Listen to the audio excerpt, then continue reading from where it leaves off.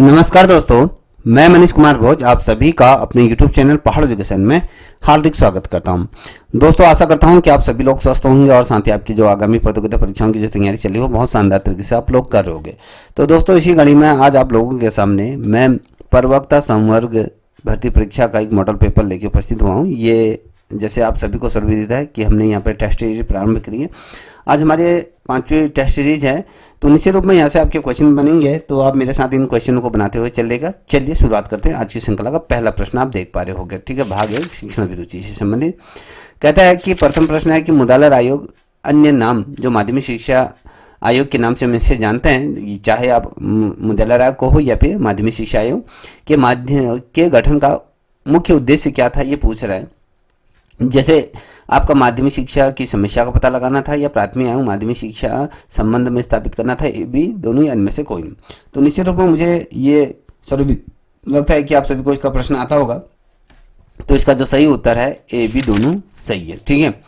अब अगला प्रश्न देख पा रहे हो कि दूसरे नंबर का ये कोठारी आयोग में कुल जो सदस्य संख्या कभी पूछी जाए कितनी थी, आपको 17 पता होना चाहिए कि तो 17 सदस्यों में से विदेशी सदस्य कितने थे, 3 थे, 5 थे, 6 थे, 7 थे। तो आई थिंक मुझे ये भी लगता है कि इसका भी आंसर आप लोगों को आता है। तो यहाँ पर 6 सदस्य थे, ठीक है। अब यहाँ पर तीसरे नंबर का प्रश्न आप देख पा रहे हो 10+2+3 जो शिक्षा व्यवस्था को लागू किया गया था, तो राष्ट्रीय शिक्षा नीति 68 या 86 है या फिर कोठारी आयोग के अनुसार या राधाकृष्णन आयोग की किसके द्वारा ये किया गया था। अगर हम बात करें 10+2+3 की अगर शिक्षा व्यवस्था की बात करें तो ये जो थी आपकी जो राष्ट्रीय शिक्षा नीति जो 1886 के अनुसार इसको लागू किया गया था, ठीक है। अब वहीं पर आप देख पा रहे होंगे कि black board operation black board के बारे में असत्य कथन नहीं है। इसमें से कौन सा कथन सही कथ्य असत्य नहीं है, ये आपको पिक करना है कि प्रत्येक विद्यालय में कम से कम 2 शिक्षक हों या 2 बड़े बड़े कमरों का भवन हो या ऑपरेशन ब्लैक बोर्ड का अगर शुभारंभ राष्ट्रीय शिक्षा नीति 1886 के तहत किया गया था या उपरोक्त है सभी। तो इसमें से इसका सही आंसर बता सकते हैं, क्या हो सकता है। तो दोस्तों, इसका जो सही उत्तर है वो ऑप्शन डी, सभी चीज़ें इसमें क्या है, सही है। अब यहाँ पर आप देख पा रहे होंगे कि जैसे क्वेश्चन आपके यहाँ पर दिया हुआ है कि माध्याह्न भोजन योजना है, क्या है, इसमें केंद्र सरकार द्वारा प्रायोजित या फिर राज्य सरकार द्वारा या फिर केंद्र और राज्य द्वारा प्रायोजित या इनमें से कोई नहीं। देखिए दोस्तों, अगर मैं माध्याह्न भोजन की बात करूं जिसे हम मिड डे मील की बात करते हैं, तो अगर इसका सही उत्तर आप लोगों ने पिक कर लिया होगा, आप लोग दीजिए। तो दोस्तों देखिए, केंद्र सरकार द्वारा ये चीज़ें चलाई जाती है जिसे हम पीएम पोषण योजना के तहत भी इस नाम से भी इसे जानते हैं, क्योंकि भारत सरकार की एक योजना है जो सरकारी और सहायता प्राप्त जो स्कूल हैं उनके स्कूल में जो पढ़ने वाले बच्चे हैं उनको मुफ्त में क्या मिले, भोजन यहाँ पर उपलब्ध करा सके, ताकि उनको क्या हो सकते जो उनके पोषण स्तर को सुधारा जा सके और उनकी शिक्षा के लिए कहीं ना कहीं सहायक होता। अब जैसे कि उद्देश्य की अगर बात करूँ तो इसका जो मुख्य उद्देश्य है कि सरकारी और जो सहायता प्राप्त जो स्कूल हैं तो 1 से लेकर 8 तक के जो बच्चे हैं उनको रोजाना क्या हुआ गुणवत्तापूर्ण माध्यमिक भोजन उपलब्ध कराना है और उनमें कुपोषण से उनको बचाना है। तो ये चीज़ें ठीक है। अब इसमें नाम भी परिवर्तित कर दिया गया। पहले इस योजना को माध्याह्न भोजन के नाम से जाना जाता था, ठीक है। अब इसको किस नाम से जाना जाता है, क्वेश्चन बनेगा तो प्रधानमंत्री पोषक शक्ति निर्माण या कहें पीएम जो पोषण योजना के नाम से इसे जाना जाता है। तो यह देखिएगा, जो ये योजना है भारत सरकार के सभी राज्यों और केंद्र शासित प्रदेशों में भी इसे लागू किया गया है। और इस योजना के तहत अगर देखें जो सूखा प्रभावित क्षेत्रों में गर्मी की छुट्टियों के दौरान जो बच्चे होते हैं उनको भोजन उपलब्ध कराया जा सकता है। तो इसका मेन उद्देश्य ये है, ठीक है। चलिए, अब यहाँ पर आप देख पा रहे होंगे कि जो संप्रेक्षण प्रतिक्रिया के तत्व में संदेश हो सकता है, क्या हो सकता है, लिखित अथवा मौखिक संदेश के रूप में या केवल लिखित रूप में या मौखिक के रूप में या केवल चूसू संपर्क एवं मुख मुद्राओं के रूप में। तो बता सकते हैं कि इसका सही उत्तर क्या हो सकता है। चलिए, जिसे भी आता है आंसर दीजिए। तो इसका जो राइट आंसर है वो आपका ऑप्शन है लिखित और मौखिक संकेतों के रूप में होता है। अब यहाँ पर आप देख पा रहे हो 7वें नंबर का प्रश्न है। 7वें नंबर का प्रश्न क्या कहता है कि राष्ट्रीय मूल शिक्षा केंद्र की स्थापना कहाँ की गई है। देखिए, किस स्थान पर की गई है ये पूछ रहा है। जैसे IIT दिल्ली है, IIT रुड़की है, या फिर कहें बेंगलोर है या मुंबई है, तो कहाँ पर की गई है? तो 7वें नंबर का प्रश्न हमने क्या बोला, राष्ट्रीय मूल्य शिक्षा केंद्र की स्थापना किस स्थान पर की? दिल्ली में है, रुड़की में है, बेंगलोर में है या मुंबई में है? तो बता सकते हैं कि कहाँ पर की गई है। तो इसका जो सही उत्तर है ये आपके IIT दिल्ली के अंतर्गत ये है, ठीक है।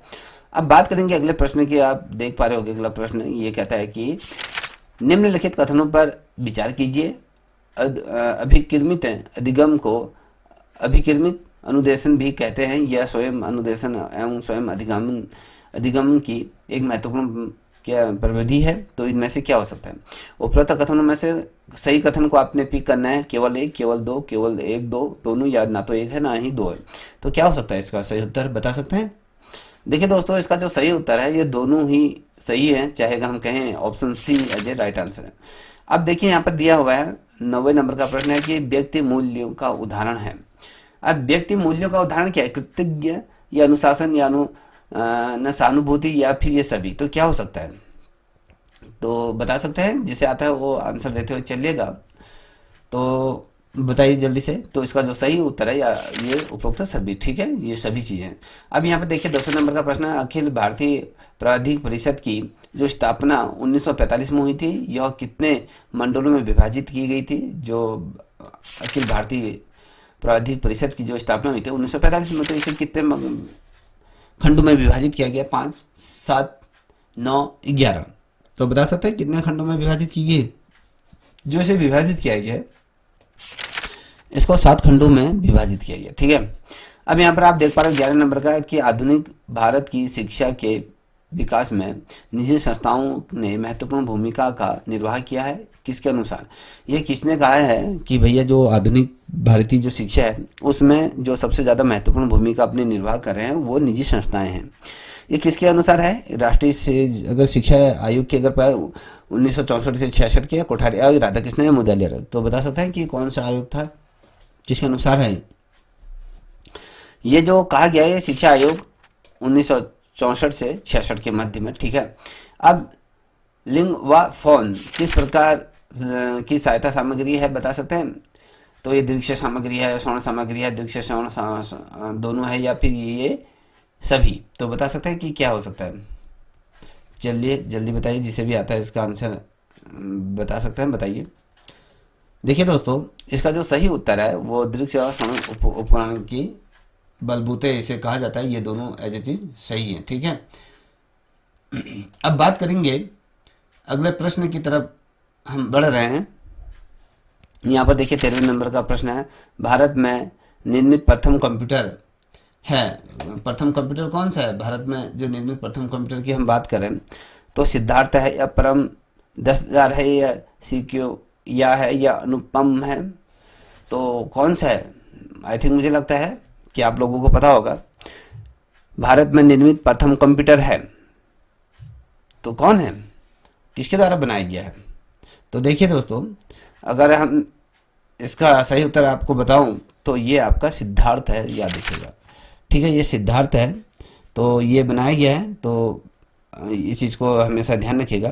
भारत का जो पहला इलेक्ट्रॉनिक कंप्यूटर HEC 2M था। इसे साल 1955 में कोलकाता के भारतीय जो सांख्यिकी संस्थान में से स्थापित किया गया था। और भारत का अगर हमने कहा कि पहला सुपर कंप्यूटर की अगर हम बात करें तो ये तो प्रथम कंप्यूटर है। अगर हम सुपर कंप्यूटर की बात करेंगे तो उसमें आपका जो परम 8000 जिसे हम कहते हैं यहाँ पर, वैसे 8000 है, वैसे यहाँ पर 10,000 दिया है, ये था। और इसके क्या किया गया था, आपके पुणे के जो centre of development of advance computation design assembly में इसको क्या बनाया गया था। तो इस चीज़ को याद रखिएगा। तो छोटी छोटी चीज़ें हैं, ठीक है। अब बात करेंगे यहाँ पर 14 नंबर का प्रश्न है कि बच्चों के भाषा विकास की क्रमिक प्रगति का रिकॉर्ड रखने में कौन सा सर्वाधिक सहायक है? ये शिक्षण डायरी है या पोर्टफोलियो है, लिखित परीक्षा की उत्तर पुस्तिकाएं हैं या नोटबुक? तो बता सकते हैं कि इसका सही उत्तर क्या हो सकता है? देखिए, इसका जो सही उत्तर होगा आप लोगों ने पिक कर लिया होगा, अगर सही है तो मिला लीजिए, इसका पोर्टफोलियो होता है, ठीक है। अब यहाँ पर देखिए 15 नंबर का प्रश्न कहता है कि अध्यापक शिक्षा के साधनों का विभाजन कितने स्तरों पर किया गया, बता सकते हैं? जो अध्यापक शिक्षा के साधनों का अगर हम विभाजन की बात करें तो कितने स्तरों पर किया गया? 1 2 3 4। तो बताइए कितने स्तरों पर किया गया है? आई थिंक मुझे लगता है कि आपको इसका आंसर आता होगा। तो दोस्तों इसको 2 स्तरों पर किया गया है, ठीक है। अब यहाँ पर देखिए, यहाँ पर कह रहा है कि सम्मिलित कीजिए, आप इसको ध्यान में रखिएगा। योग्यता मापदंड, प्रतिक्रिया मापदंड तथा उत्पादन मापदंड एक प्रतिक्रिया कहता है।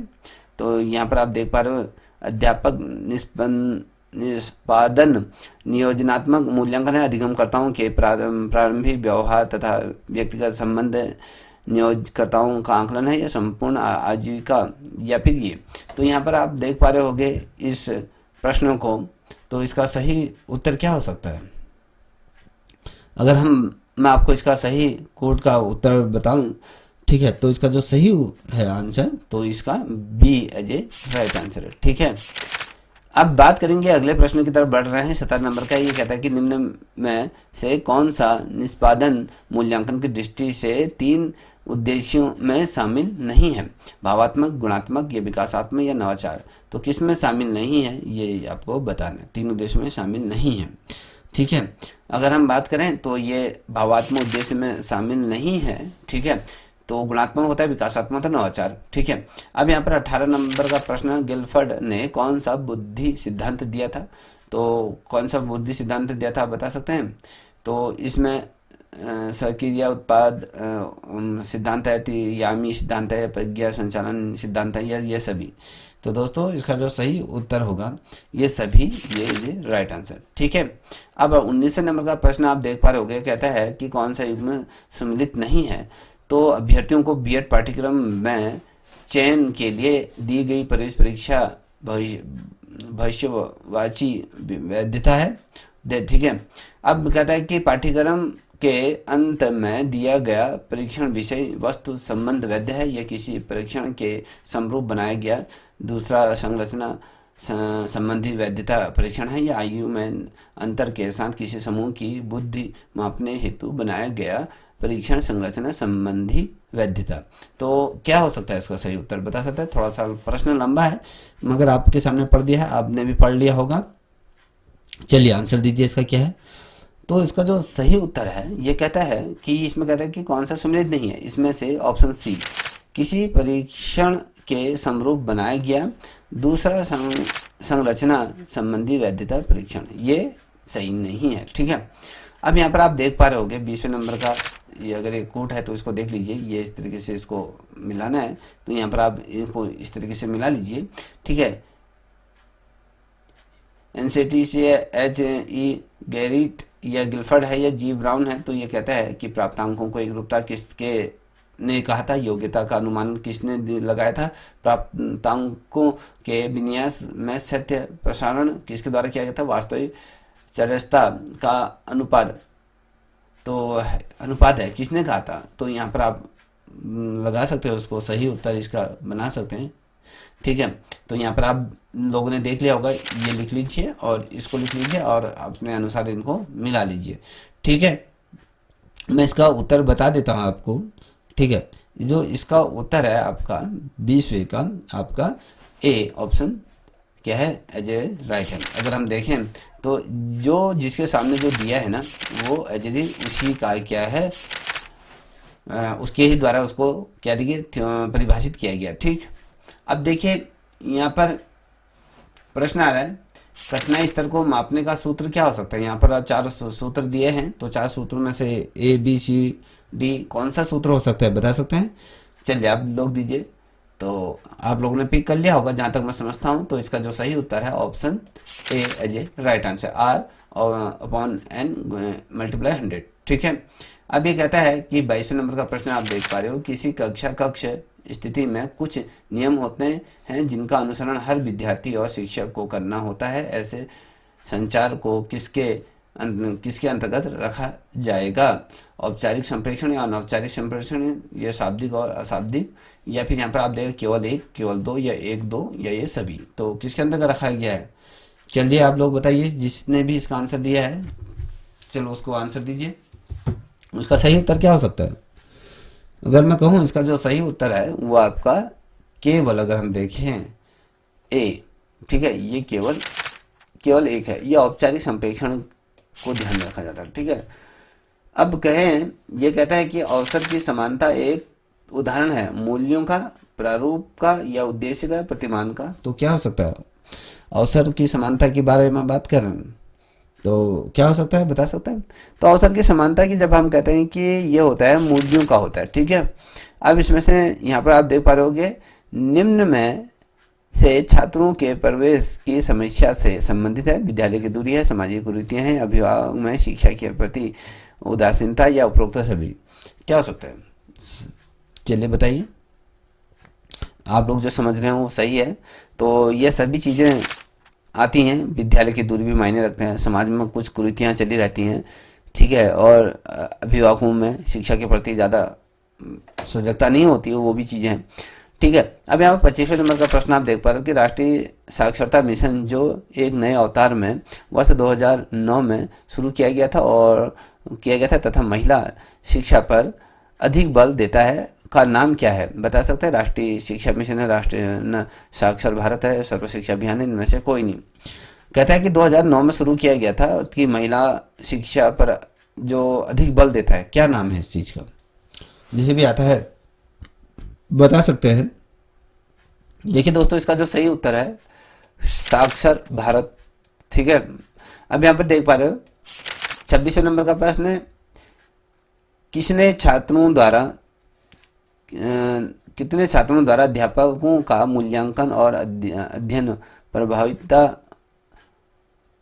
में संबंध विषय पर शोध किया? बता सकते हैं? मार्शल है या फ्रैंकिंग है या स्मिथ है ने? तो बता सकते हैं क्या है इसका सही उत्तर? कितने छात्रों द्वारा अध्यापकों का मूल्यांकन और अध्ययन प्रभाविता से संबंध विषय पर शोध किया गया है? मार्शल है, फ्रैंकिन है या स्मिथ है, कैनन है? तो आप लोग अगर आंसर आता होगा तो आपने दे दिया होगा मुझे जहाँ तक, तो चलिए आप मिला लीजिए। इसका जो सही आंसर है मार्शल और डिंकिंग करके है, तो ये इसका सही उत्तर है।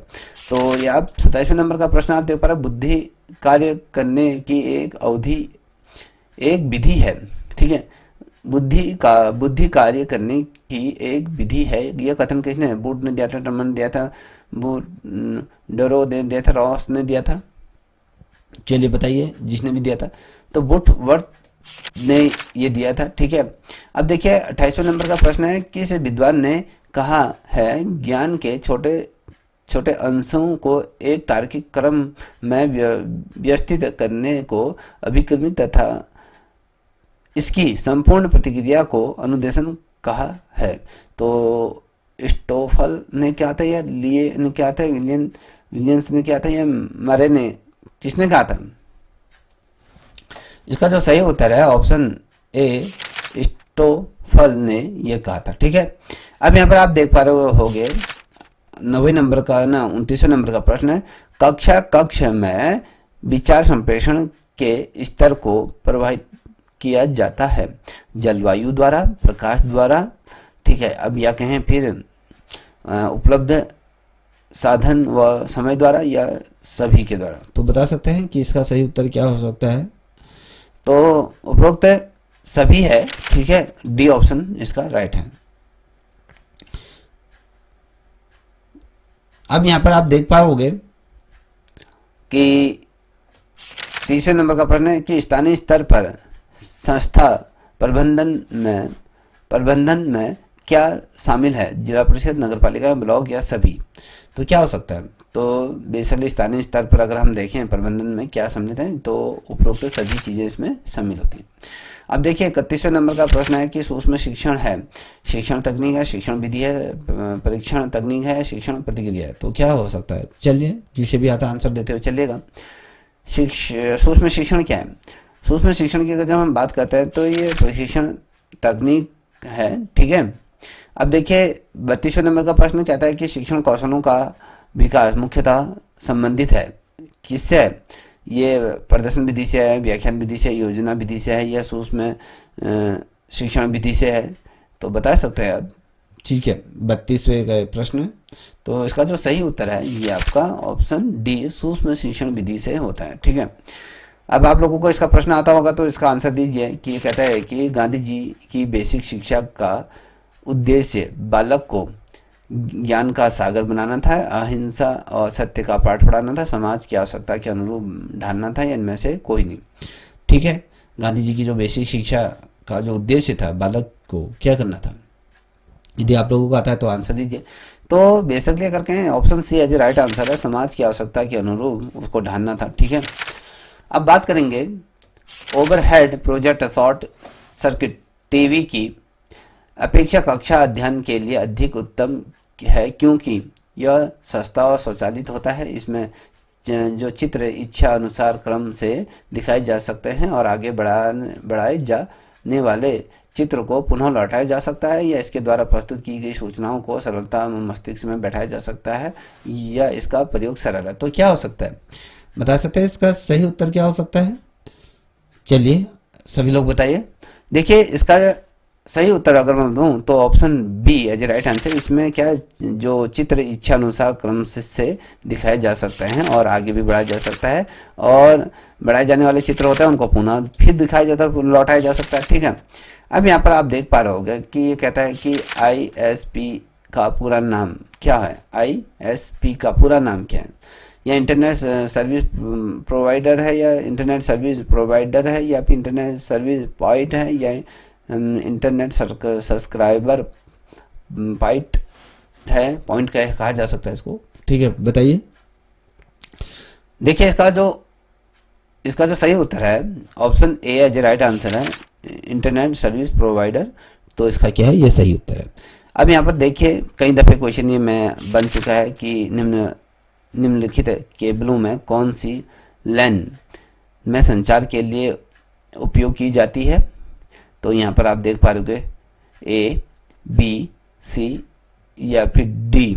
तो बता सकते हैं, ये आप नाम पढ़ लीजिए, देख पा रहे होंगे आप।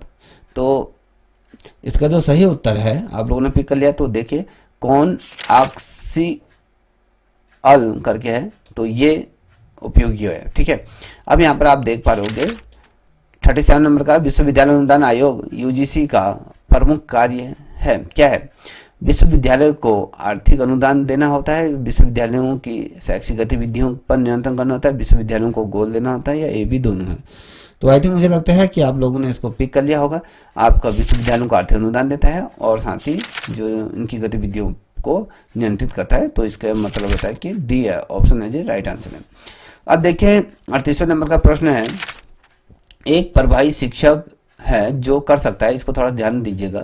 एक प्रभावी शिक्षक है जो कर सकता है कक्षा पर नियंत्रण कर सकता है, दक्ष कार्य को ध्यानपूर्वक जांचना होता है। ठीक है, ये जांचना, या फिर हम कहें यह विद्यार्थियों को सीखने के लिए अभिप्रेरित करना होता है, कम समय में अधिक सूचना देना। क्या हो सकता है, आपके सामने मैंने ये रख दिए हैं। एक प्रभावी शिक्षक होता है, कक्षा में नियंत्रण करना, दक्ष कार्य को ध्यानपूर्वक करना होता है, या फिर विद्यार्थियों को सीखने के लिए अभिप्रेरित करना होता है, कम समय में अधिक सूचना देना। तो बता सकते हैं क्या हो सकता है 38वें नंबर का प्रश्न। तो दोस्तों इसका जो सही उत्तर है वो विद्यार्थियों को सीखने के लिए अभिप्रेरित करना होता है। ठीक है, अब देखिए 39 नंबर का प्रश्न कि मूल्यांकन चरण में निम्न चर शामिल होते हैं। कसौटी परीक्षण का निर्माण, तो निदानात्मक चरण, या व्यवहारात्मक परिवर्तनों का मूल्यांकन, या फिर ये सभी। तो अगर हम इसका सही उत्तर देखें, जो मूल्यांकन के जो चरण होते हैं ओवरऑल ये सभी चरण उसके अंतर्गत आते हैं। ठीक है, अब यहाँ पर देख पा रहे होंगे 40वें नंबर का प्रश्न, संविधान की किस धारा के अनुसार 6 से 14 वर्ष के बालकों का अनिवार्य एवं निःशुल्क शिक्षा की व्यवस्था की जाए। तो यहाँ पर 25, 30 या फिर 35 या फिर 45। तो बेसिकली आप यहाँ पर जो व्यवस्था की जाएगी, तो यहाँ पर आपने देखा होगा ये इसका 45 एज ए राइट आंसर है। ठीक है, चलिए अब सामान्य ज्ञान की तरफ बढ़ रहे हैं। आपका जो ये भाग दूसरा है उसको देखते हैं। देखिए 41वें नंबर का प्रश्न है, जनरल डायर ने, जो जनरल डायर था, अन्य अमृतसर के जो जलियांवाला बाग में निहत्थे लोगों पर गोली चलाने का आदेश दिया था, कब दिया था, किस वर्ष दिया था? 13 अप्रैल 1918, 12 अप्रैल 1919 में, 13 अप्रैल 1919 से 12 अप्रैल 1920 में, किस वर्ष दिया था? आई थिंक सभी को इसका प्रश्न आता होगा। ठीक है, जो दिया था ये 13 अप्रैल 1919 को ये घटनाक्रम हुआ था, उन्होंने ये दिया था।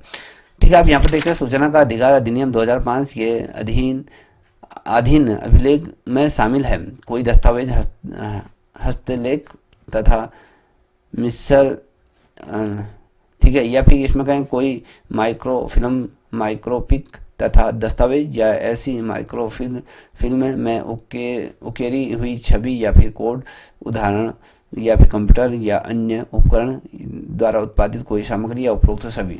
ठीक है, ये आपको बताना है इसमें क्या शामिल है, तो बता सकते हैं। 42 नंबर का है प्रश्न। ओवरऑल जब हम सूचना का अधिकार मांगते हैं तो सारी चीज़ें उसके अंदर सम्मिलित होती हैं। तो अगर हम राइट टू एजुकेशन एक्ट की बात करते हैं तो 2009 में संसद के निम्न सदन द्वारा से पारित किया गया था 4 अगस्त 2009 को, 1 अप्रैल 2011 को, 20 जुलाई 2009 को, 30 मार्च 2010 को। तो कब किया गया था? चलिए, जिसे भी आता है राइट टू एजुकेशन आपने लोगों ने पढ़ा ही होगा, तो बताइए। तो ये जो किया गया था, तो जो निम्न सदन द्वारा जो पारित किया गया था 4 अगस्त 2009 में। ठीक है, अब देखिए 44 नंबर का प्रश्न है, किन कारणों के आधार पर उपभोक्ता शिकायत दर्ज करवाया सकता है? ठीक है, व्यवहार या फिर प्रतिबद्ध व्यापारिक व्यवहार या फिर त्रुटिपूर्ण सेवा में अप्राप्य मूल्यों में अधिकता या फिर ऐसी वस्तुओं और सेवाओं प्रस्तावित जो उपभोक्ता का सामान्य जीवन के संरक्षण के लिए खतरा हो या उपरोक्त सभी। आई थिंक मुझे भी ये लगता है कि इसका भी आंसर आप सभी को आता होगा। तो इसका जो सही उत्तर है वो उपरोक्त सभी चीज़ें इसके अंदर आ जाती हैं। हमने कहा कि राइट टू एजुकेशन की जब हम बात करते हैं, आरटी की अगर हम कहें तो एक्ट 2009 को लागू करने वाला विश्व में भारत कौन से नंबर का है? ठीक है, राइट टू एजुकेशन एक्ट को लागू करने वाला भारत विश्व का कौन सा देश बना? 32वां, 33वां या 35वां या 36वां? तो बता सकते हैं। तो अगर हम बात करें तो ये 35वें नंबर का बना है। तो अगर हम राइट टू एजुकेशन एक्ट को लागू करने वाला अगर हम 135वें देश बने हैं तो हम कहाँ से विश्व गुरु बन जाएंगे? थोड़ा सा इस चीज़ को भी समझिए। अगर हम देखें आज राइट टू एजुकेशन की अगर हम बात करते हैं, आपने एनईपी 2020 पढ़ा होगा, तो उसके आधार पर अगर देखो आज भी जो मुख्य धारा से जो वंचित जो बच्चे हैं वो 18 करोड़ से भी ऊपर के आज क्या है बच्चे जो शिक्षा की मुख्य धारा जो अभी स्कूल तक नहीं गए, तो वो अभी क्या है मुख्य धारा से वंचित है शिक्षा से। तो हम कैसे कह सकते हैं हम विश्वगुरु बन जाते हैं? विश्वगुरु होगा ना जहाँ पर कोई भी अनपढ़ ना रहे, सभी को शिक्षा प्रदान हो। ठीक है, तो चलिए आगे बढ़ते हैं। यहाँ पर कहता है कि 46वें नंबर का प्रश्न कहता है कि नई शिक्षा नीति 2020 के मसौदा समिति बने अध्यक्ष कौन थे? समिति के जो अध्यक्ष बने कौन थे? नरेंद्र मोदी थे, रामविलास पासवान थे, डॉक्टर कृष्ण स्वामी कस्तूररंगन थे, या इनमें से कोई नहीं? तो आई थिंक आपने पढ़ा होगा, तो निश्चित रूप में ये क्वेश्चन आपको आता है। ठीक है, ऑप्शन सी है जो राइट आंसर। तो यहाँ पर आप देख पा रहे होगे 47वें नंबर, प्रथम बार राष्ट्रगान का गायन कलकत्ता में कब किया गया था? 27 सितंबर 1911 में, या 15 अगस्त 1911 में, 26 दिसंबर 1911, 26 जनवरी 1911 में? तो किस तिथि को पहली दफ़े जो राष्ट्रगान गाया था कलकत्ता के अंतर्गत? चलिए बताइए, जिसे भी आता है इसका आंसर दीजिए। जो गाया गया था आपको मैं बता दूं 27 दिसंबर 1911 को गाया गया था। ठीक है, अब यहाँ पर आपने नॉर्मल अगर कहें जो जीडीपी के लिए कौन सा कथन ठीक है? नॉर्मिनल जीडीपी के लिए, नॉर्मल जीडीपी की अगर हम बात करें कि जो गणना वर्तमान मूल्यों के आधार पर की जाती है, जीडीपी की गणना वर्ष के मूल्यों के आधार पर की जाए। जीडीपी के आंकड़े रियल जीडीपी की तुलना में सटीक आंकड़े हैं। तो यहाँ पर 1, 2, 3, 4, तो यहाँ पर 4 ऑप्शन दिए हैं। तो बता सकते हैं कि क्या हो सकता है इसका सही उत्तर? देखिए दोस्तों, इसका जो सही उत्तर ए हो सकता है 1, 2, 3। तो इसमें से देखा है, जल्दी बताइए जिसे भी आता है इसका आंसर। चलो पिक करें। मुझे लगता है अनुमान सारे बच्चे से सही नहीं करेंगे, कुछ ही बच्चे इसको कर पाएंगे। तो इसका जो सही उत्तर है इसमें कहते हैं कि जीडीपी की जो गणना वर्तमान मूल्यों पर की जाती है। तो ऑप्शन क्या होगा आपका? सी एज ए राइट आंसर यहाँ पर होगा। ठीक है, अब यहाँ पर आप देख पा रहे होंगे कि 9 नंबर का प्रश्न है कि बौद्ध धर्म का संपूर्ण सार निम्न में से किस में निहित है? 4 आचार्य आर्य सत्य पर है, अष्टांगिक मार्ग में है, या 10 शील में है, ये सभी। तो बौद्ध धर्म का संपूर्ण सार की जब हम बात करते हैं, ये किस में समाहित है? तो हम यहाँ पर कहेंगे तो इसमें 4 आर्य सत्य है, ठीक है।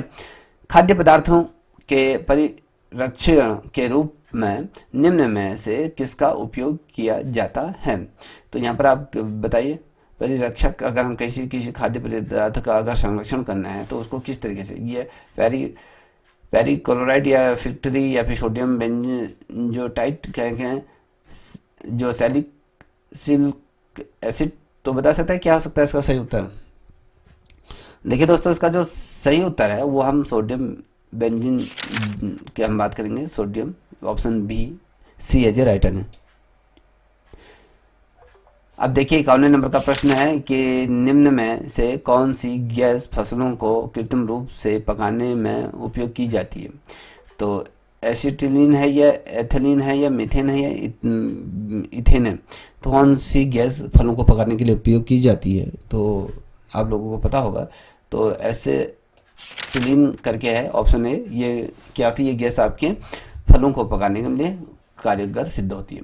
अब 52 नंबर का प्रश्न है कि संघ लोक सेवा आयोग के अध्यक्ष की नियुक्ति कौन करता है? राष्ट्रपति, प्रधानमंत्री, लोकसभा अध्यक्ष, या मंत्रिमंडल का सचिव, कौन करेगा? ठीक है, चलिए बताइए। तो जो ये करता है, ये राष्ट्रपति द्वारा किया जाता है, ठीक है, option A as a right answer. तो यहाँ पर आप देखिए 53 नंबर का संविधान, भारतीय संविधान के किस भाग में पंचायती राज से संबंधित प्रावधान है? भाग 5, भाग 7, भाग 8, भाग 9, किस में दिया गया बताइए? तो इसमें जो अगर हम बात करें तो भाग 9 में पंचायती राज से संबंधित प्रावधान दिए गए हैं। तो अब यहाँ पर 54 नंबर का प्रश्न आप देखें, लोक लेखा समिति का मार्गदर्शक, दार्शनिक तथा मित्र कौन है? तो यहाँ पर नियंत्रण एवं महालेखा परीक्षक होता है महान्यायाधीश, राष्ट्रपति, या लोकसभा अध्यक्ष, कौन हो सकता है? चलिए, जिसे भी आता है आंसर देते हुए चलिएगा, चलिए दीजिए। तो इसका जो सही उत्तर है ये ऑप्शन है, नियंत्रण एवं महालेखा परीक्षक, ये क्या होता है? इसका सही उत्तर है, ठीक है। अगर आपको ये श्रृंखला अच्छी लग रही होगी तो प्लीज़ इस चैनल को भी आप लाइक, शेयर, सब्सक्राइब अवश्य करें। यदि आपको इस श्रृंखला से संबंधित या पीडीएफ या कुछ भी चाहिए तो आपके इसके डिस्क्रिप्शन में जाइए, वहाँ पर एक लिंक दिया है और उसको आप ज्वाइन करोगे तो आप सीधे ग्रुप में जुड़ जाओगे, तो जहाँ पर आपको तमाम नोट से किसी भी प्रवक्ता भर्ती की कहें, उत्तराखंड के विभिन्न प्रतियोगिता परीक्षाओं की तैयारी से संबंधित जो भी कर रहे हैं तो उसमें आपको नोट से प्रोवाइड हो जाएंगे फ्री ऑफ कॉस्ट, ठीक है। चलिए आगे बढ़ते हैं। 55 नंबर का प्रश्न है, ये कहता है कि काजीरंगा नामक जो वन्य पशुओं का जो अभ्यारण्य स्थित है किस राज्य में स्थित है, या कहाँ है, ये भी पूछा जा सकता है। चलिए, तो यहाँ पर आप देख पा रहे होंगे,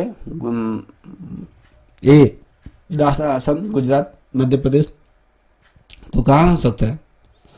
चलिए बताइए 55 नंबर का प्रश्न। तो दोस्तों आपको बता दूं ये असम में है, ठीक है। अब देखिए 56 नंबर का प्रश्न, महाबलीपुरम की स्थापना किसने की थी? चोलों ने किया था, पल्लवों ने किया था, चालुक्यों ने की थी, पांड्यों के द्वारा की गई थी? तो बताइए, जिसने भी करी थी वो आप बता सकते हैं इसका सही उत्तर। देखिए दोस्तों, इसका जो सही उत्तर है वो आपके पल्लवों ने की थी, ठीक है। अब यहाँ पर देखिए 57 नंबर का, स्त्री शिक्षण की आवश्यकता का हिमायती प्रथम आयोग कौन सा था? कोठारी आयोग थे, राधा कृष्णन आयोग था, या हंटाग समिति थे, या हंटर आयोग था? तो बताइए कौन सा वो आयोग था जिसने महिलाओं की शिक्षण की हिमायत, उनकी बात करी थी, कहने का मतलब है, ठीक है। चलिए, तो इसका जो सही उत्तर है वो हंटर आयोग था, ठीक है।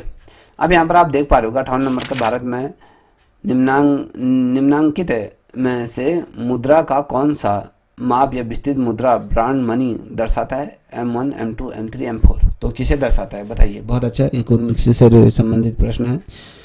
देखिए, अगर हम ब्रांड की अगर बात करते हैं तो ये M3 ये ब्रांड मनी को दर्शाता है, ठीक है।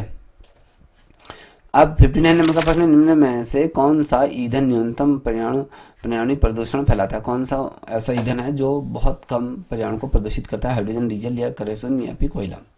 चलिए बताइए, जो भी इसका आंसर दे रहा है जल्दी से इसका आंसर दीजिए, वो भी सही आंसर देना, ठीक है।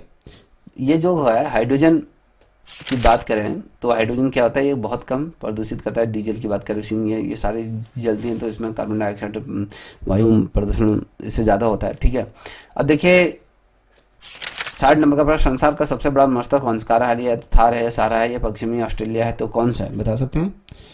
चलिए बताइए। देखिए कालाहारी मॉन्स्टर है संसार का सबसे बड़ा, तो ठीक है। अब यहाँ पे 61 नंबर का सूची व्यक्ति को या सूची दूसरे को उनके कार्य क्षेत्र से संबंधित मिलान कीजिए, नीचे दिए गए कोड का उपयोग करते हुए सही क्रम का मिलान। अब यहाँ पर देख पा रहे हैं, यहाँ पर कुछ नाम दिए हैं व्यक्तियों के, उनके कार्य क्षेत्र दिया है। अगर हम देखें यामिनी कृष्णमूर्ति या वसीम जाफर है, या राजा रवि वर्मा है, राहुल गांधी हैं, तो बेसिकली अगर हम एक को मिला लीजिए, राहुल गांधी आपके राजनीति हो गया है। अगर हम कहें जो रवि वर्मा है आपके आर्टिस्ट हो गया। अगर हम देखें डी का यहाँ पर आप देख पा रहे हो डी का, अगर हम देखें आपका डी का क्या है, यहाँ पर डी का आपका 2 है यहाँ पर आप, ठीक है। ये देखिए ये डी का आपका 2 है और सी का आपका 1 है, तो option A as a right answer. ठीक है, अब यहाँ पर 62 नंबर का संविधान का जो 93वां जो संविधान संशोधन विधेयक निम्न में से किससे संबंधित है बता सकते हैं? जो संविधान का 93वां जो संशोधन है विधेयक है, निम्न में से किससे संबंधित है? 1938 में जो बीमा अधिनियम संशोधन है, या फिर भ्रष्टाचार निरोधक विधेयक है, या केवल के हैं टेलीविजन नेटवर्क का संशोधन विधेयक है, या 6 से 14 वर्ष के बच्चों के लिए निःशुल्क अनिवार्य शिक्षा प्रदान करने की बात की गई, इसमें क्या हो सकता है? तो दोस्तों इसका जो सही उत्तर है ऑप्शन डी है जो राइट आंसर, 6 वर्ष से 14 वर्ष के बच्चों को निःशुल्क तथा अनिवार्य शिक्षा प्रदान की जाए। देखिए फ्रंटियर गांधी उपनाम से किस व्यक्ति को जाना जाता है? एम के गांधी, या अब्दुल वाली खान को, या अब्दुल गाफर खान को, या लाजपत राय को, तो बता सकते हैं कि कौन जाना जाता है? तो इसका जो सही उत्तर है, अगर हम इसका आंसर आपने पिक कर लिया होगा, तो इसका जो सही आंसर अब्दुल गाफर खान को जाना जाता है। ठीक है, अब यहाँ पर 64 नंबर का प्रश्न आप देख पा रहे हो। 64 नंबर का प्रश्न क्या कहता है उसको भी थोड़ा सा देखते हुए चलिएगा। तो ये कहता है कि निम्नलिखित में से कौन से आयोग का भारतीय संविधान में उल्लेख नहीं है? वित्त आयोग का, निर्वाचन आयोग का, योजना आयोग का, संघ लोक सेवा आयोग का, किसका उल्लेख नहीं है? चलिए बताइए। 64 नंबर का ये प्रश्न है आपके सामने, चलिए बताइए। देखिए दोस्तों, अगर मैं इसकी बात करूं, 64 नंबर का जो प्रश्न है वो कहता है कि योजना आयोग। ठीक है, चलिए आगे बढ़ते हैं। यहाँ पर 65 नंबर का प्रश्न है कि किसी भी सूचना को एक कंप्यूटर से दूसरे कंप्यूटर में जिस गति से जाती है वह गति कहलाती है? रन रेट, या ब्रांड दर, या रफ्तार, या इनमें से कोई नहीं। तो बता सकते हैं कि जब हम किसी चीज़ को ट्रांसफ़र करते हैं दूसरे कंप्यूटर में, उस गति जो जिस गति से जाती है उसे हम क्या कहते हैं? चलिए बताइए क्या कहते हैं? जो हम कहते हैं उसको ब्रॉड दर कहा जाता है। ठीक है, 66 नंबर का सूचना राजपथ कहते हैं ईमेल को, या इंटरनेट को, या सेलुलर फ़ोन को, या फिर पेजर को किसे कहा जाता है? आपने देखा होगा पिछले दफ़े पेजर फटे थे जिसमें बहुत से इजराइल में आपने देखा बहुत से लोगों की डेथ हो गई थी उसमें।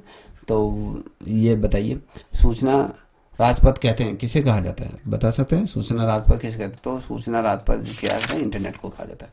देखिए 67 नंबर का प्रश्न है, भारत खंड संगीत संस्थान लखनऊ जो डी विश्वविद्यालय बना, ठीक है, कब बना? 1938 में, 1998 में, 2001 में, 2003 में, 2004 में, कब बना?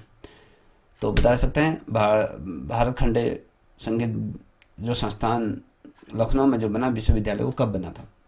चलिए आपके सामने ऑप्शन दिए हुए हैं तो उन ऑप्शन को पिक करते हुए चलिएगा।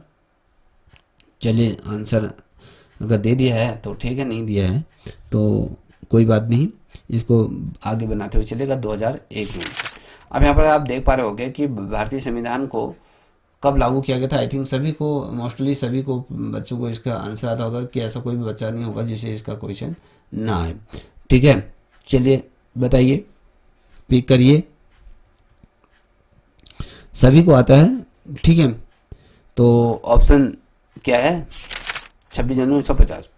अब यहाँ पर देखो 69 नंबर का प्रश्न है। 69 नंबर का प्रश्न क्या है, तो यहाँ पर कहता है कि भारतीय संविधान के कौन से भाग को उसकी आत्मा कहा जाता है। तो यहाँ पर मौलिक अधिकार प्रस्तावना और संविधान के अनुच्छेद राज्य नीति निरस्तता, आई थिंक सभी को आता है क्वेश्चन, ये है प्रियम्बल प्रस्तावना जिसे हम कहते हैं। ठीक है, अब यहाँ पर देखो 17 नंबर का प्रश्न है। 17 नंबर का प्रश्न क्या कहता है, भारतीय संविधान में संशोधन प्रतिक्रिया किस देश के संविधान से लिया गया, जर्मनी, कनाडा या दक्षिण अफ्रीका या संयुक्त राष्ट्र अमेरिका से। तो हमने जब संशोधन की बात करते हैं तो किस देश से इसने हमें अडॉप्ट किया था इसको, तो आपको बता दो दक्षिण अफ्रीका से हमने इस चीज़ को लिया था। ठीक है, अब यहाँ पर 71 नंबर का प्रश्न देते हो, भारतीय संविधान में विधि का शासन किस देश के संविधान से लिया गया, ब्रिटेन, आयरलैंड या जर्मनी या ऑस्ट्रेलिया। ठीक है, विधि की बात करें, विधि का शासन की हम बात कर रहे हैं तो किस देश से लिया गया है, तो आपको बता दूं ये ब्रिटेन से लिया गया है। ठीक है, अब 72 नंबर का प्रश्न है कि भारतीय संविधान में समवर्ती सूची किस देश के संविधान से ली गई, जर्मनी, ब्रिटेन या आयरलैंड या ऑस्ट्रेलिया। समवर्ती सूची के बारे में बात करें तो यह ऑस्ट्रेलिया से ली गई। ठीक है, सेक या लाइकन कहते हैं परजीव होता है या रासायनिक स्वपोषी होता है या अपघटक होता है, सजीव होता है। तो क्या हो सकता है, बता सकते हैं। जीव होता है जो सैक जिसे लाइकन कहते हैं 73 नंबर का प्रश्न, तो ये आपका सहजीवी होता है। ठीक है, अब 74 नंबर का प्रश्न आप देख पा रहे होगे। 74 नंबर का प्रश्न क्या है, भारी मोटर वाहनों के लिए डीजल तेल अधिक पसंद किया जाता है क्योंकि यह सस्ता होता है, इंजन को कम नुकसान पहुंचाता है या इसमें अधिक क्षमता होती है और उसे ईंधन की बचत होती है, कच्चे माल को उसका अधिक उत्पादन होता है। तो बता सकते हैं क्या हो सकता है। सभी को इसका आंसर आता होगा, गैस भी कर लिया होगा मैं जहाँ तक समझता हूँ। ठीक है, चलिए देखिए दोस्तों, ये इसमें क्या होता है, इसमें अधिक क्षमता होती है और उससे ईंधन की बचत होती है। ठीक है, 75 नंबर का प्रश्न है, भारत सरकार के एक वित्तीय वर्ष के लिए समस्त कर प्रस्ताव सन्निहित होते हैं, ये विनियोग विधेयक में या वित्तीय विधेयक में या लेखानुदान में होता है, धन विधेयक में। तो बता सकते हैं कि इसमें हो सकता है। तो दोस्तों इसका जो सही उत्तर क्या हो सकता है, इसका जो सही उत्तर मैं अगर आपके सामने रखूं तो ये क्या है आपका, ये विनियोग विधेयक के अंतर्गत होता है। ठीक है, अब हम बात करेंगे उत्तराखंड से संबंधित प्रश्नों की श्रृंखला आपके सामने लाया हूं। देखिए तीसरा भाग है, ये कहता है उत्तराखंड राज्य से संबंधित है क्या ये है। देखिए 76 नंबर का प्रश्न, मान सरोवर का मेला किस जिले में आयोजित होता है, पौड़ी, टिहरी या फिर चंपावत या पिथौरागढ़ में। चलिए बताइए, जो ये होता है आपके चंपावत में होता है। ठीक है, अब यहाँ पर आप देख पा रहे हो कि 1563 में चंद्रवंश के शासक ने अपनी राजधानी चंपावत से अल्मोड़ा हस्तांतरित। थोहर था, बाज बहादुर था, अशोक था या बलदेव कल्याण चंद्र था। तो बता सकते हैं किसने करी थी। तो जो ये की गई थी, आई थिंक मुझे सभी को आता होगा कि ये बाज बहादुर चंद्र की थी। ठीक है, अब गोरखाओं ने गढ़वाल पर अधिकार कर लिया, कब कर लिया था, अधिकार कर लिया था 1802 में, 1803 में, 1804 में, 1806 में। कब किया था, तो 1803 में किया था। यह देखिए ठुम किया या बराड़ी या गाडिया रास या रासो या पैवाई या पांडवाल तथा झेला किन जनजाति के प्रमुख नृत्य हैं, बता सकते हैं। सौका, जौनसारी, थारू या माही के। तो इसका जो सही उत्तर है तो वो जौनसारी जनजाति के हैं। ठीक है, अब यहाँ पर 80 नंबर का प्रश्न आप देख पा रहे हैं कि बॉक्सर जनजाति की संख्या सर्वाधिक कहाँ है, उधम सिंह नगर, अल्मोड़ा, देहरादून या पिथौरागढ़ में। तो ऑब्वियसली आप सभी को पता होगा कि इसका जो सही उत्तर है वो उधम सिंह नगर है। अब यहाँ पर देखिए 81 नंबर का, पृथक राज्य के गठन के लिए उत्तराखंड क्रांति दल की स्थापना जो हुई थी आपके 24 जुलाई 1979 में हुई थी, और ये कहाँ की गई थी, देहरादून में, गोपेश्वर में, मसूरी में, अल्मोड़ा में। तो ये कहाँ की गई थी, तो जो ये की गई थी आपकी मसूरी में की गई थी। ठीक है, अब देखिए 82 नंबर का प्रश्न है, निम्न में से कौन मसूरी कांड का शहीद नहीं है, धनपत है या बेलमती चौहान या अर्जुन या हंसा। तो कौन है इसमें बता सकते हैं। तो इसका सही उत्तर है आपका जो ऑप्शन सी, अर्जुन सिंह। ठीक है, अब उत्तराखंड का अस्तित्व में आए तो ये सभी को ही पता होगा 9 नवंबर 2000 को। ठीक है, अब यहाँ पर 84 नंबर का प्रश्न, भारतीय वन अनुसंधान संस्थान की स्थापना देहरादून में कब हुई थी, 1904 में, 1905 में, 1906 में, 1907 में। तो दोस्तों बता सकते हैं, तो ये जो हुई थी इसका जो सही आप लोगों ने अगर पिक कर लिया तो यहाँ पर मैं आपको बताते हुए चल रहा हूँ। तो यहाँ पर 1906 में। तो ये सूची है, इस सूची को आप सम्मिलित कीजिए। यहाँ पर 100 संस्थान दिए गए हैं, यहाँ पर स्थान दिए हैं। जो कॉर्पोरेट ड्रग्स फैक्ट्री है कहाँ है, या फिर यह इंडियन इन्वेंटरी जो रिसर्च सेंटर है वो कहाँ है, राष्ट्रीय दृष्टि विवादिता संस्थान कहाँ है, क्षेत्रीय अभिलेखागार कहाँ है, तो ये आपको बताना है। ठीक है, अगर हम कहें तो बेसिकली ही आप लोगों को इसका आंसर आता होगा, तो आप लोग इसका आंसर क्लिक करके कमेंट सेक्शन में लिख सकते हैं। ठीक है, अगर इसका कोड की अगर हम बात करें तो आपके सामने मैं ये कोड भी रख देता हूँ। ठीक है, तो इसका जो बना था, तो इसका जो C option as a right answer. ठीक है, यहाँ पर देखिए ए का क्या होगा, ये ड्रग्स फैक्ट्री क्या है, रानीखेत में है। और ये दृष्टि बाध्यता केंद्र कहाँ है, आपको पता है देहरादून में होगा। ठीक है, इस तरीके से आप इन चीज़ों को मिला लीजिए। अब यहाँ पर बाल सुंदरी मेला चैती पार्वती पूजा हेतु कहाँ आयोजित किया जाता है, यहाँ पे देहरादून, नैनीताल, हरिद्वार, काशीपुर। तो चैती का मेला कहाँ लगता है, तो ये चैती का जो मेला लगता है वो काशीपुर में लगता है। अब इस 87 नंबर का प्रश्न, निम्न में से कौन सा युग में सम्मिलित नहीं है, ये मेला पर्व स्थान, ये देख पा रहे हो, मोटा मोट मोट सा मानू मेला पिथौरागढ़ में, बैसाखी या शरदोत्सव या नंदा अष्टमी, तो कहाँ कहाँ लगते हैं बताइए, इसको आप सम्मिलित करते चलिएगा। ठीक है, कौन सा नहीं लगता है कह रहा है, तो पिथौरागढ़ में कौन सा नहीं लगता है आप भी बता सकते हैं। तो ये है नंदा अष्टमी का जो मेला है, ये देहरादून में नहीं लगता है, ये गलत है। ठीक है, अब यहाँ पर 88 नंबर का प्रश्न है। अब यहाँ पर देखिए भौगोलिक स्थिति है, ये नगर है, ये पर्वत कटक पर स्थित है, यह घाटी नगर है, नदी संगम पर है, द्वार नगर है, किसे कहा किया जाता है बताइए। चलिए इसको मिलाते हुए चलिएगा। ठीक है, 88 नंबर का प्रश्न है। ठीक है, अगर हम देखें जो ये पर्वत टग है ये आपके कहाँ है, ये लैंसडाउन में है। और अगर हम बी की अगर बात करें तो ये जो घाटी नगर है विकास नगर में है। और अगर हम कहें जो ये नदी का संगम विष्णुप्रिया में, और ये कोटद्वार, तो ऑप्शन ए है जी राइट आंसर।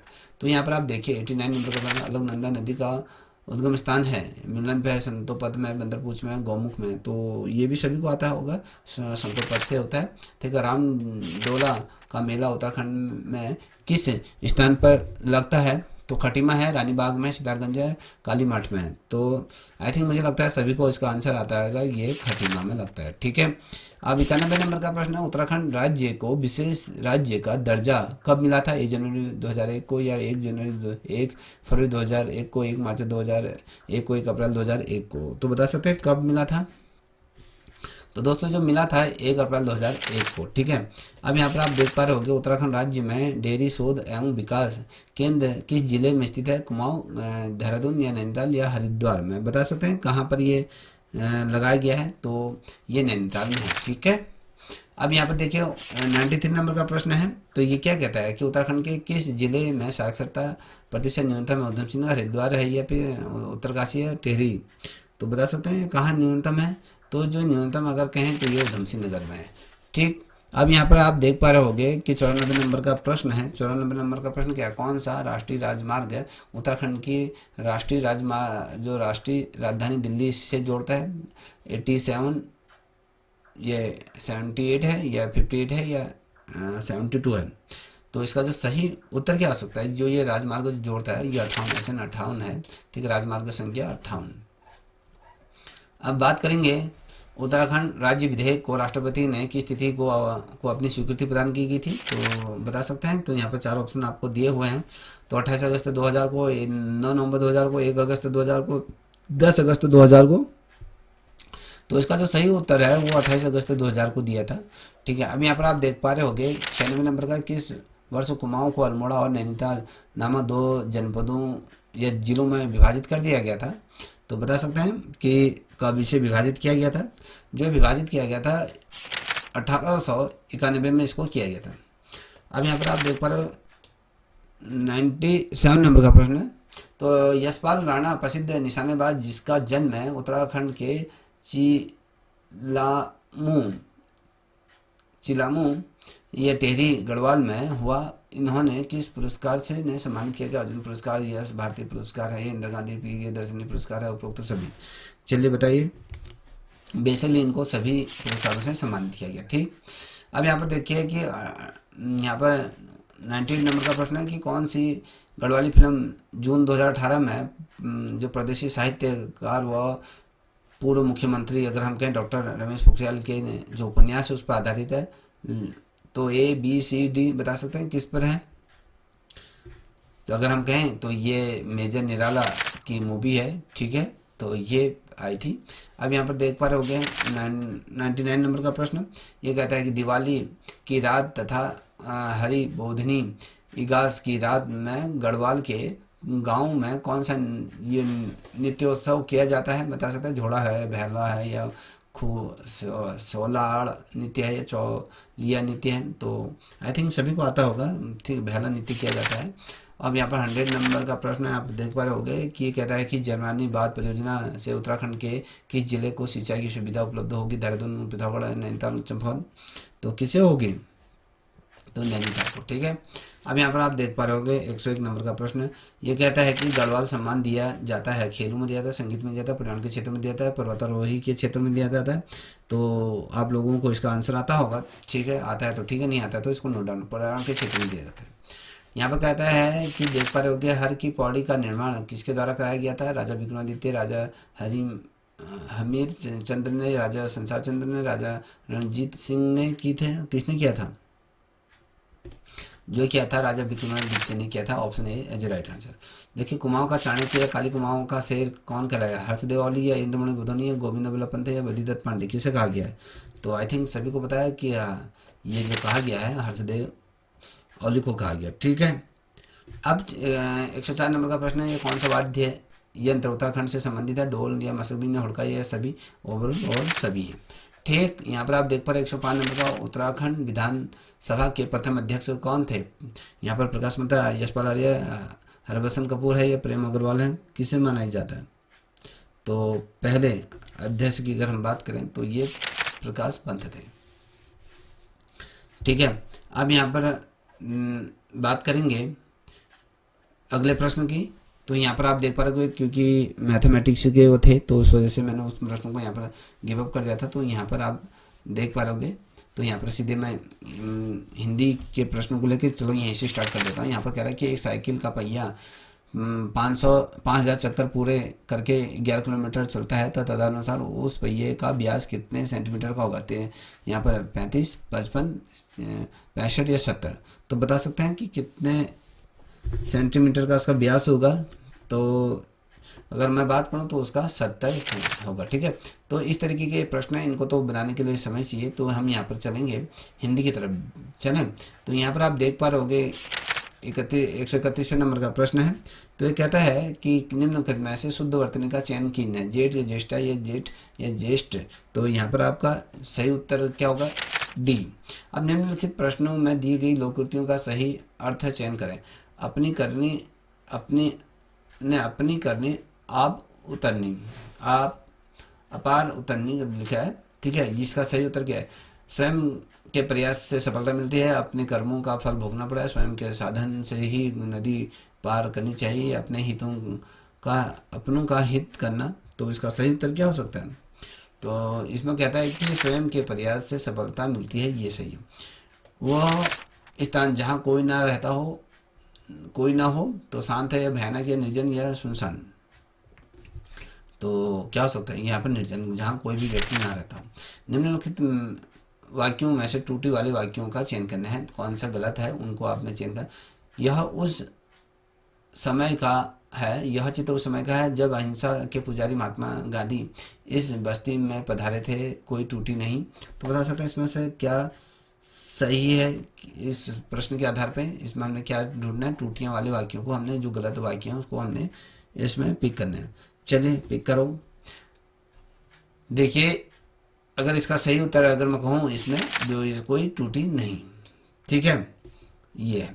अब इसमें दिया है कि 135वें नंबर का प्रश्न है कि निम्नलिखित वाक्यों में रिक्त स्थान की पूर्ति दिए गए वाक्यों से कीजिए। सभी भारतीय भगवद गीता के डड से परिचित है, गुणगान से, महात्यव्य है, नैरात्यव्य है, अभिज्ञान से। तो बेसिकली इसका जो सही होता है महातव्य, इससे परिचित है। ठीक है, ये अन्न जल शब्द से संबंधित समाज का चयन करें, क्या हो सकता है? अभिभाव या तत्पुरुष या द्विगु या फिर द्वंद्व। चलिए बताइए क्या हो सकता है। चलिए इसका जो सही होता है वो द्वंद्व होता है। ठीक है, अब यहाँ पर 137 नंबर का प्रश्न है, संस्कृत भाषा के शब्द जब हिंदी भाषा में अशुद्ध रूप से प्रयुक्त होते हैं तो तब ये क्या कहलाते हैं? संस्कर या तत्सम या नवनिर्मित या तद्भव, क्या कहलाए जाते हैं? चलिए बताइए, जिसे भी आता है आंसर देते हुए चलिए। तो इस कंडीशन में उनको तद्भव कहा जाता है। ठीक है, चलिए आगे बढ़ रहे हैं। ये कहते हैं 138 नंबर का, जो शब्दांश शब्द के अंत में जुड़कर उसके अर्थ को बदल देते हैं उन्हें क्या कहते हैं? प्रत्यय, उपसर्ग या संधि या समास। तो क्या कहा जाएगा? तो ऐसे शब्द जो लास्ट में जुड़ते हैं तो उसका अर्थ बदल देते हैं, प्रत्यय कहते हैं उसको। ठीक है, तो यहाँ पर अगला प्रश्न है, यहाँ पर प्रयोग एवं अर्थ की दृष्टि से कृत के प्रत्यय कितने प्रकार के होते हैं? 4, 5, 2, 6। तो अगर हम कहें तो ये 6 प्रकार के होते हैं। ठीक है, उपसर्ग का प्रयोग होता है बाद में, बीच में, पहले या सभी जगह। कहाँ होता है? उपसर्ग का जो प्रयोग होता है वो पहले ही किया जाता है, पहले में, स्टार्टिंग में। ठीक है, अब इसमें कह रहा है कि निम्नलिखित शब्दों का सही संधि विच्छेद चुनिए। यहाँ पर कह रहे हैं अश्वारोही, क्या हो सकता है? इसका 4 ऑप्शन दिए हैं, तो यहाँ पर देख पा रहे होगे। चलिए ABCD चुनिए, जिसे भी चुनना है। देखिए यहाँ पर अश्वधनरोही, अश्वधन आरोही, अश्वारोही, अश्व आरोही, क्या हो सकता है? तो इसका जो सही उत्तर है वो ऑप्शन डी है, जो राइट आंसर। अब यहाँ पर 42वें नंबर का प्रश्न देखिए, 142। किस मुहावरे का अर्थ है भयभीत होना है? कलेजा मुंह में आना है, कलेजे पर पत्थर पड़ना है, कलेजे पर सांप लौटना है, कलेजा धक धक करना है। तो बता सकते हैं क्या हो सकता है इसका सही उत्तर? इसका जो सही उत्तर है भयभीत है, कलेजा धक धक करना।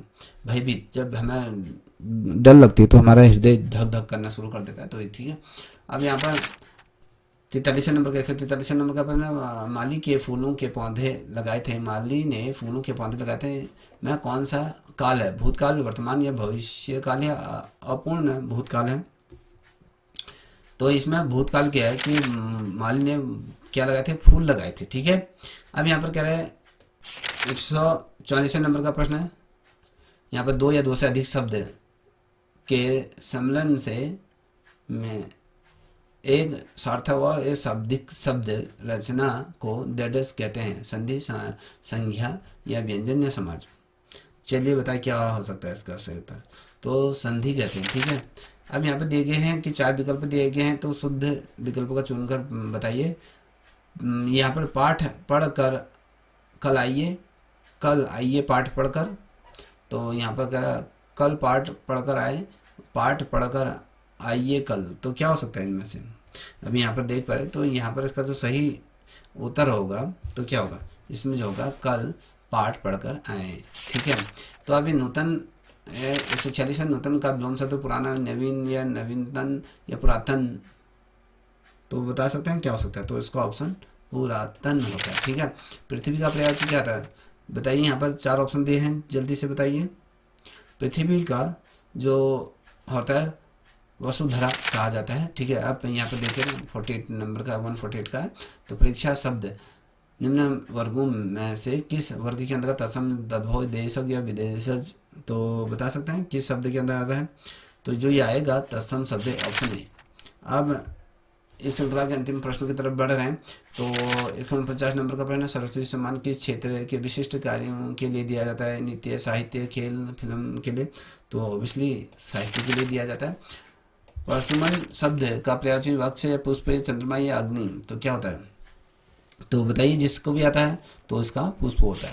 ठीक है दोस्तों, ये जो श्रृंखला आप लोगों के सामने रखी थी, ये आपकी 5वें नंबर की हमने आपके सामने श्रृंखला रखी थी। आई थिंक मुझे लगता है कि आप सभी को ये अच्छी लगी होगी। अच्छी लगी हो तो प्लीज़ चैनल को सब्सक्राइब करें, दोस्तों को भी साझा करें। तब तक के लिए नहीं, जय हिंद, जय भारत, जय उत्तराखंड।